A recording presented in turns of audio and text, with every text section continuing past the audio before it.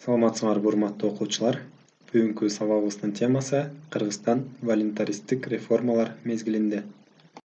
Сабактын планы: Кыргызстандын коомдук саясий турмушу. Исхак Разаковдун ишмердүүлүгү. 1924-1961 жылдардагы Кыргызстан коммунисттик партиясынын Борбордук комитетинин жетектеген биринчи секретарлар. Кыргызстандын экономикасы. 6-5 жылдыктагы өнөр жайлар. Кыргызстандагы айыл чарбасындагы жетишкендиктер. 60 жылдардагы кемчиликтер. Кыргызстандын коомдук саясий турмушу. 1953-жылы 5-мартта Сталин дүйнөдөн кайткан.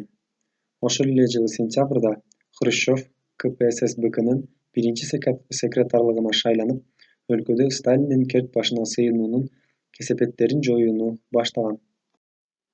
Исхак Разаков 1950-1961 жылдары Кыргызстан коммунисттер партиясынын Борбордук комитетинин биринчи секретары болуп турган мезгилде 225 өнөр жай ишканасы ишке киргизилген.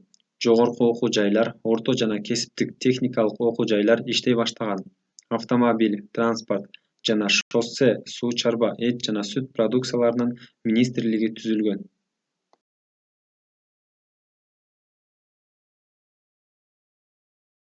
Исхак Разаков СССР түзүлгөндөн берки биринчи кыргыз секретары болуп калган.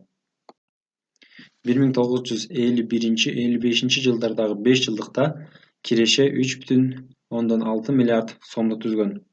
1955 жылы Кыргызстанда 1483 мамлекеттик, 818 кооперациялык ишканалар иштеп турган. 48 жаңы ишкана ачылган. Кара суу май заводу, Ош, Кызыл Кыя кыш заводдору, Фрунзедеги жип ийрүүчү фабрика, Кыргыз тоо-кен комбинаты түзүлгөн. 1950-60 жылдардын аралыгында Кыргызстанга балкарлар, ингуштар, карачайлыктар, чечендер көчүрүлүп келинген. 1951-55 жылдары республиканын эл чарбасына 3,6 миллиард сом жумшалган. 5 жылдыкта оор өнөр жайга 2,5 миллиард сом жумшалып, 48 өнөр жай курулган. Аламүдүн ГЭСинин каскадынын биринчи, экинчи кезектери ишке киргизилген. 1956-60 жылдардагы 6-5 жылдык республиканын эл чарбасына 7 миллиард сом капиталдык салым бөлүнгөн. 1957 жылы июнда Кыргыз СССРинин эл чарба совети түзүлгөн. Анын карамагына 225 ишкананын өткөрүлгөн. 1965 жылы жоюлуп, министрликтер түзүлгөн. Фрунзедеги жылуулук электр станциясы, Октябрдын 40 жылдыгы атындагы тигүү фабрикасы, физикалык приборлор заводу, Нарындагы нан заводу, Көк Жаңгактагы Сары булак көмүр шахтасы ишке кирген.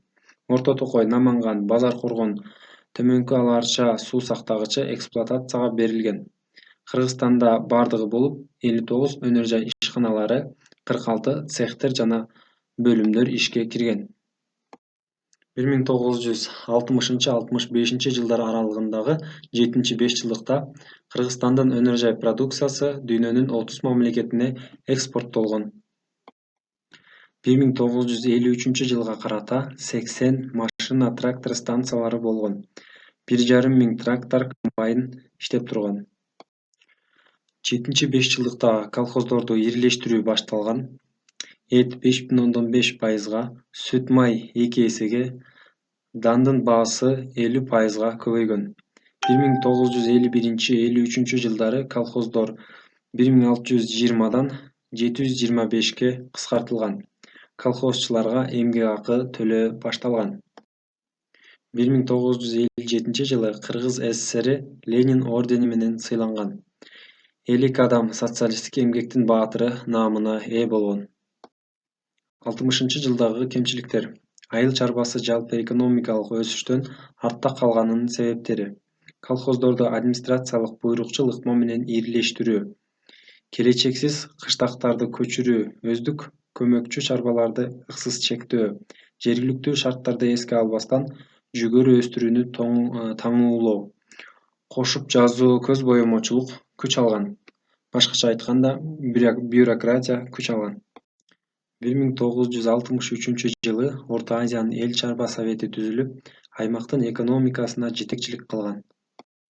1959-жылы КПСС БКнын пленумунда Кыргызстандын, Өзбекстандын, Казакстандын жана Латвиянын жетекчилери өз укуктарынан одоно пайдалангандыктан катуу сынга алынган. 1961-жылы майда Исхак Разаков менен Дыйканбаев кызматтан алынган.